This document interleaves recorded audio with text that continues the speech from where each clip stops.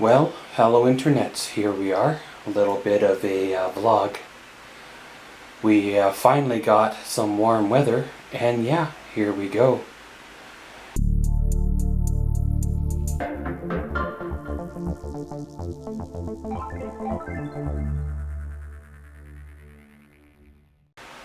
Well, with the cold, dark winter that we had, it was feeling rather closed in.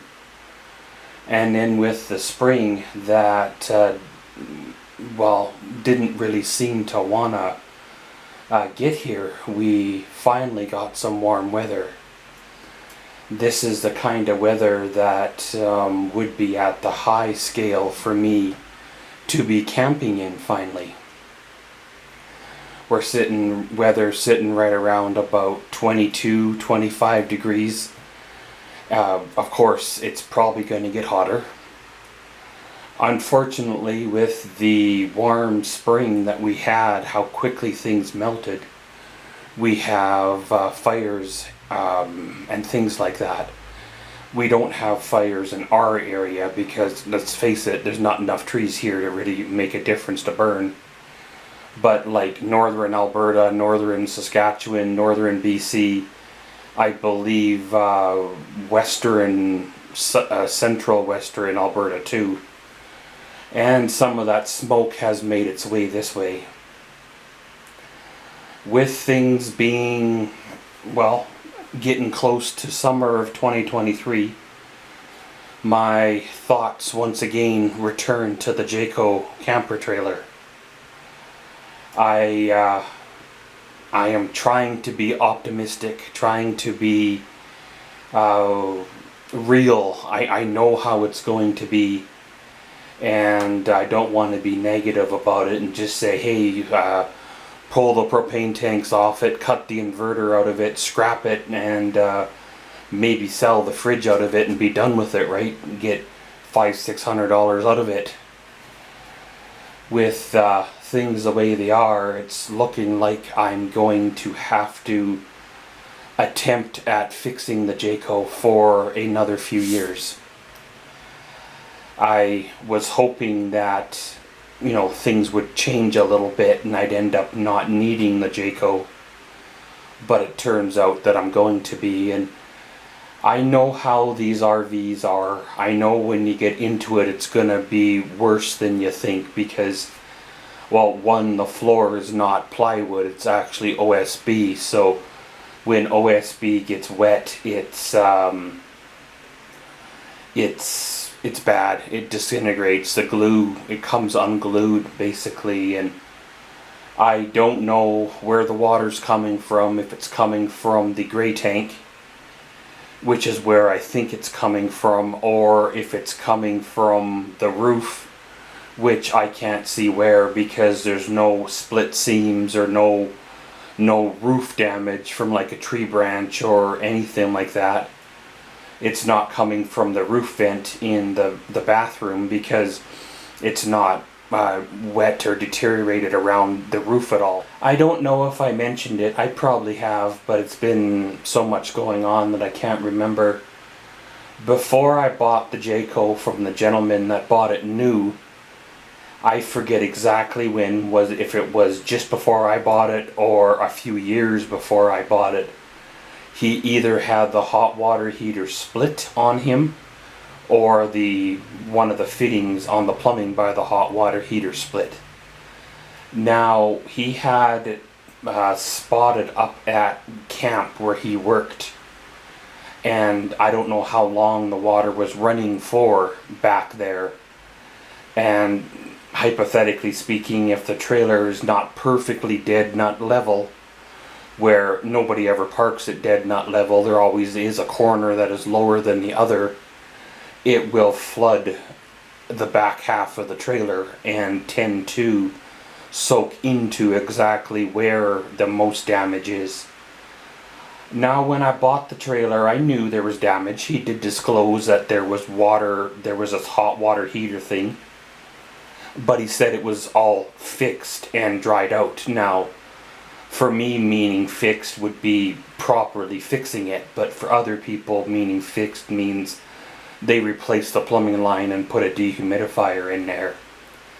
Now, if it's not the gray tank, the clean water gray tank that runs from, you know, the sink into there, then it is unrepaired or unfound damage from his hot water heater splitting. Would be about the right time. You know, the best part got dried out and fixed where you could see.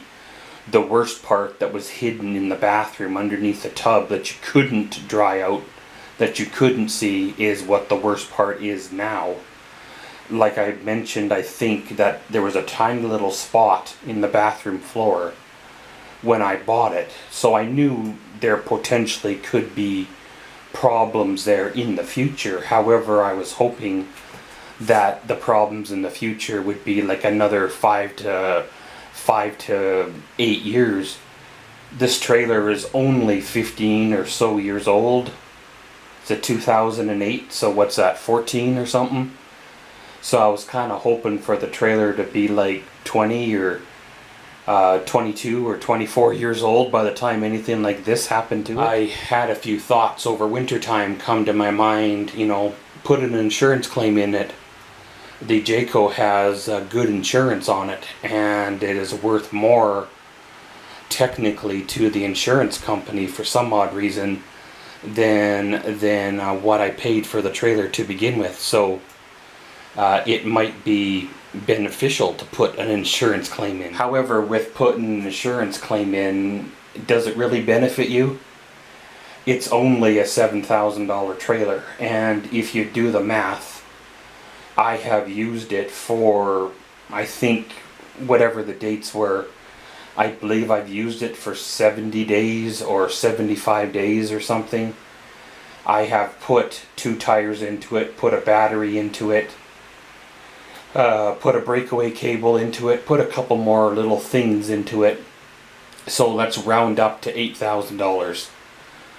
And it's still cheaper than a motel room. It is still, the trailer doesn't really owe me much other than, what, $1,500 per se?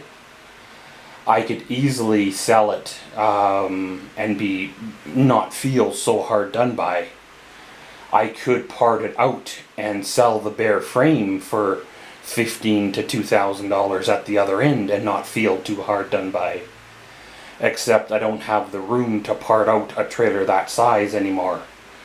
I don't know if I have the strength to take apart a trailer that size anymore. And to claim an insurance claim on a trailer, is it really going to be beneficial for a $7,000 trailer? Or is it just going to make your insurance premiums go up for like the next 10 years? So you're going to end up paying $7,000 in the end anyway by increased insurance premiums. The premiums are high enough as it is with all the vandalism and thefts and fires mysteriously that have been going on since the economy took a dip. Luckily, I have not been any part of that. No one's vandalized my car recently, or no one's done anything with my property recently, so for a few years there we had a rough stretch. I have no idea if it was somebody retaliating against the previous owner of the house, or if it was an ex of my now ex-wife, or if it was somebody that someone made mad somewhere along the line. But we had some issues, a few issues for a few years, and then eventually they, I don't know, found out, got the memo, I don't know, got locked away for something else. But with this warmer weather, I would like to try to do some camping this year. I don't believe the Jayco's ever going to be put back to factory spec.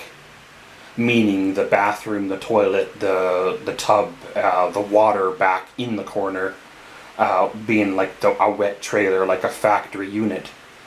I think what I'm going to do is build what I call a dry toilet back there, build a double bed, and then stop for the season. If it continues to be dry, continues to be fine, Then I will build a closet, then I would build a couple of sets of cupboards and maybe a little bit of a counter back there. But there's no point in getting hopes up until a person tears into the Jayco and sees exactly what they're dealing with, because it might be too far gone. It doesn't look like it is from this side of it. The walls look okay, the floor looks okay, like maybe a person could cut it away and put a patch in it, or and then re-subfloor the whole floor, or so, but one doesn't know until he gets in it after it's a half demoed and basically a big gaping hole where you can see the ground. That's when the truth comes out. That's when the reality hits and you realize that the trailer's too far gone from what you think it is. But I'm trying to be positive, but at the same time I'm trying to be real, and I know how these trailers kind of work out. But it is what it is, and around we go. And as always, thanks for watching Maxwell's Vlogs. Comment, subscribe, and enjoy.